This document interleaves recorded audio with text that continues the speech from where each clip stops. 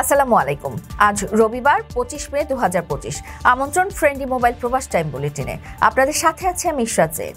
শুরুতেই জানাবো শিরোনাম। ওমানে ঈদের সম্ভাব্য তারিখ 6 জুন, আনুষ্ঠানিক ঘোষণা আসবে মঙ্গলবার।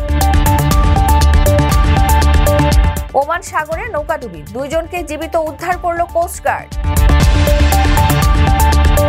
শেষ পর্যায়ে ওমানের অত্যাধুনিক খাসাব হাসপাতালের নির্মাণ কাজ উদ্বোধন চলতি বছরেই। মালয়েশিয়ায় গাড়ির সঙ্গে মোটরসাইকেলের সংঘর্ষ, বাংলাদেশের মর্মান্তিক মৃত্যু। আমিরাত জুড়ে অসহনীয় গরম, ভাঙল তাপমাত্রার পুরনো রেকর্ড। দর্শক দেখছিলেন শিরোনাম, এবারে পুরো খবর। ওমানের সেরা রেট দিচ্ছে বাংলাদেশি প্রতিষ্ঠান গালফ এক্সচেঞ্জ। প্রিয়জনকে টাকা পাঠাতে আজই আসুন আমাদের যে কোনো ব্রাঞ্চে অথবা কল করুন স্ক্রিনে দেয়া নাম্বারে। গালফ এক্সচেঞ্জ, বাংলাদেশিদের প্রিয় এক্সচেঞ্জ। জ্যোতির্বিদদের হিসাব অনুযায়ী এবছর ওমানে পবিত্র ঈদুল আজহা উদযাপিত হবে আগামী 6 জুন।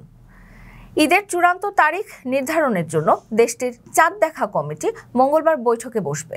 এদিন সন্ধ্যায় জিলহজ মাসের চাঁদ দেখা গেলে ঈদ হবে আগামী 6 জুন। বিষয়টি ওমানের ধর্ম ও আওকাফ মন্ত্রণালয়ের তরফ থেকে নিশ্চিত করা হয়েছে।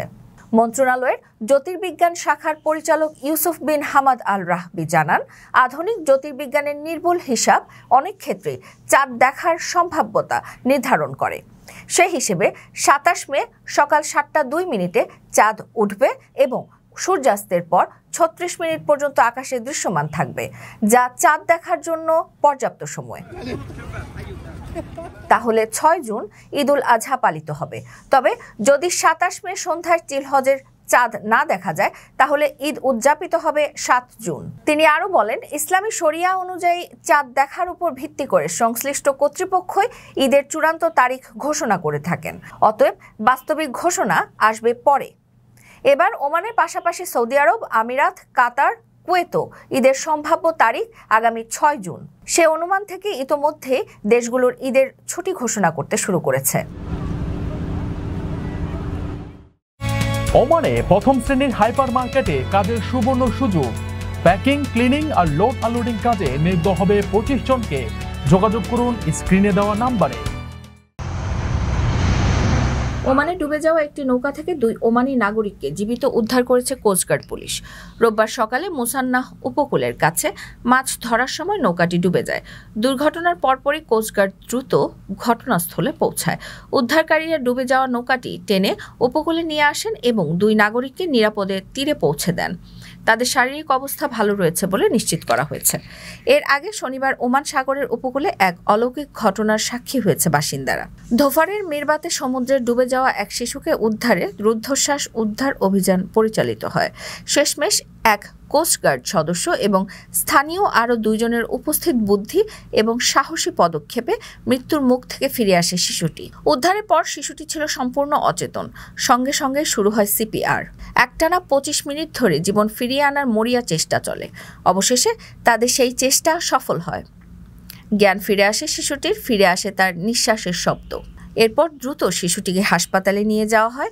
চিকিৎসকরা জানান, শিশুটির অবস্থা এখন স্থিতিশীল এবং তাকে পর্যবেক্ষণে রাখা হয়েছে।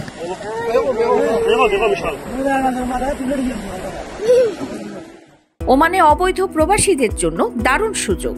আকর্ষণীয় বেতনে বিল্ডিং কনস্ট্রাকশন সেক্টরে 120 জন কর্মী নিয়োগ দেওয়া হবে। থাকা খাওয়া ফ্রি এবং ওভারটাইম সুবিধাও রয়েছে। সুযোগ সুবিধা ওমানি শ্রম আইন অনুযায়ী। আগ্রহীরা ভিসা পরিবর্তন সাপেক্ষে যোগাযোগ করুন স্ক্রিনে দেওয়া নাম্বারে। ওমানের মোসান্দামের খাসাবে একটি নতুন হাসপাতালের নির্মাণ কাজের 85% ইতোমধ্যে শেষ হয়ে গেছে।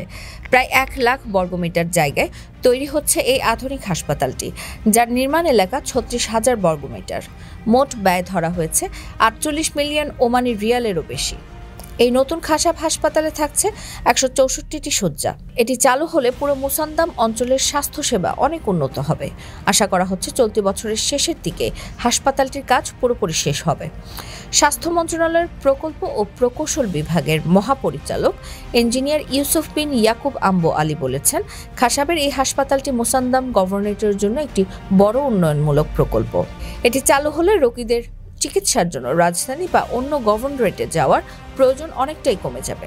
হাসপাতালে থাকবে জরুরি ইউনিট, রেডিওলজি বিভাগ, কিডনি রোগের চিকিৎসার জন্য নেফ্রোলজি ইউনিট, বহির্বিভাগীয় চিকিৎসা, পুনর্বাসন কেন্দ্র, আইসিইউ, প্রসূতি ও নবজাতক বিভাগ, ডে সার্জারি ইউনিট, প্রশাসনিক অফিস, সভা কক্ষ, জীবাণুমুক্তকরণ কেন্দ্র এবং অন্যান্য সাধারণ সেবা বিভাগ। হাসপাতালটির মাধ্যমে স্থানীয় মানুষ হাতের নাগালে উন্নত স্বাস্থ্যসেবা পাবেন এবং দূরের হাসপাতালে যাওয়ার ঝামেলা ও খরচ বাঁচবে। আপনার স্বপ্নগুলো আকাশ ছুবে প্রবাসীর হেলিকপ্টারের মাধ্যমে। বিয়ে, জন্মদিন অথবা যে কোনো বিশেষ প্রয়োজনে হেলিকপ্টার ভাড়া করতে যোগাযোগ করুন স্ক্রিনে দেয়া নাম্বারে। প্রবাসীর হেলিকপ্টার, নিরাপদ ও সাশ্রয়ী বাহনের বিশ্বস্ত নাম। মালয়েশিয়ার একটি লেক্সাস এসইউভির সঙ্গে মোটরসাইকেলের সংঘর্ষে ২৬ বছর বয়সী এক বাংলাদেশি যুবক নিহত হয়েছেন। রোববার সেলাঙ্গোর রাজ্যের পেতালিং জেলার বন্দর উতামা মহাসড়কের একটি টোল প্লাজার কাছে এই দুর্ঘটনা ঘটে। দুর্ঘটনায় মোটরসাইকেলটিতে আগুন ধরে যায়। সেলাঙ্গার ফায়ার অ্যান্ড রেস্কিউ ডিপার্টমেন্ট জানিয়েছে, রোববার সকাল ৭টার দিকে এই জরুরি ফোন আসে এবং তাৎক্ষণিকভাবে দামানসারা ফায়ার স্টেশন থেকে একটি দল পাঠানো হয়। উদ্ধারকারীরা ঘটনাস্থলে পৌঁছে দেখতে পান একটি এসইউভি গাড়ির সঙ্গে সংঘর্ষের পর একটি মোটরসাইকেলের প্রায় ৮০% পুড়ে গেছে। ২৬ বছর বয়সী ওই ভুক্তভোগীকে ঘটনাস্থলে মৃত ঘোষণা করা হয়েছে। পরে ফায়ার সার্ভিসের কর্মীরা মোটরসাইকেলে আগুন নিভিয়ে ফেলেন। দুর্ঘটনার কারণ অনুসন্ধানে কাজ চলছে বলে পুলিশ জানিয়েছে। সংযুক্ত আরব আমিরাতের তাপমাত্রা চলতি মে মাসে ৫১.৬ ডিগ্রি ছুঁয়েছে, যা ২০০৯ সালের পর সর্বোচ্চ। এছাড়া আগামী দিনে তাপমাত্রা ৪৮ থেকে ৫০ ডিগ্রির মধ্যে ওঠানামা করবে বলেও পূর্বাভাসে জানিয়েছে দেশটির ন্যাশনাল মেট্রোলজি অফ মেট্রোলজি। গতকাল শনিবার রাজধানী আবুধাবির আল আইনে সর্বোচ্চ তাপমাত্রা রেকর্ড করা হয় ৫১.৬ ডিগ্রি সেলসিয়াস। সবশেষ ২০০৯ সালের মে মাসে সর্বোচ্চ তাপমাত্রা ৫০.২ ডিগ্রি দেখেছিল দেশটি। আবহাওয়ার পূর্বাভাসে বলা হয়েছে, সামগ্রিকভাবে আবহাওয়া স্বাভাবিক থাকলেও কোথাও কোথাও আকাশ আংশিক মেঘাচ্ছন্ন থাকতে পারে। বিশেষ করে পূর্বাঞ্চলে আকাশ বেশি মেঘাচ্ছন্ন থাকবে। পূর্বাভাসে আরও বলা হয়, দিনভর হালকা বাতাস বইতে পারে, তবে তাপমাত্রা উল্লেখযোগ্যভাবে কমার কোনো সম্ভাবনা নেই। দর্শক, দেখছিলেন ফ্রেন্ডলি মোবাইল প্রবাস টাইম বুলেটিন। শেষ করার আগে শিরোনামগুলো জানিয়ে দিচ্ছি আরও একবার। ওমানে ঈদের সম্ভাব্য তারিখ ৬ জুন, আনুষ্ঠানিক ঘোষণা আসবে মঙ্গলবার। ওমান সাগরে নৌকাডুবি, ২ জনকে জীবিত উদ্ধার করল কোস্টগার্ড। শেষ পর্যায়ে ওমানের অত্যাধুনিক খাসাব হাসপাতালের নির্মাণ কাজ উদ্বোধন চলতি বছরেই। মালয়েশিয়ায় গাড়ির সঙ্গে মোটরসাইকেলের সংঘর্ষ, বাংলাদেশের মর্মান্তিক মৃত্যু। আমিরাত জুড়ে অসহনীয় গরম, ভাঙল তাপমাত্রার পুরনো রেকর্ড। এই ছিল ফ্রেন্ডলি মোবাইল প্রবাস টাইম বুলেটিনের আজকের আয়োজনে। প্রবাসের সর্বশেষ সংবাদ পেতে ভিজিট করুন www.probastime.net। সাবস্ক্রাইব করুন আমাদের ইউটিউব চ্যানেল এবং চোখ রাখুন ফেসবুক পেজে। পরবর্তী বুলেটিন দেখার আমন্ত্রণ জানিয়ে আজকের মতো বিদায় নিচ্ছি আমি ইশরাত জৈন। সেই পর্যন্ত সবাই ভালো থাকবেন এবং নিরাপদে থাকবেন। আল্লাহ হাফেজ।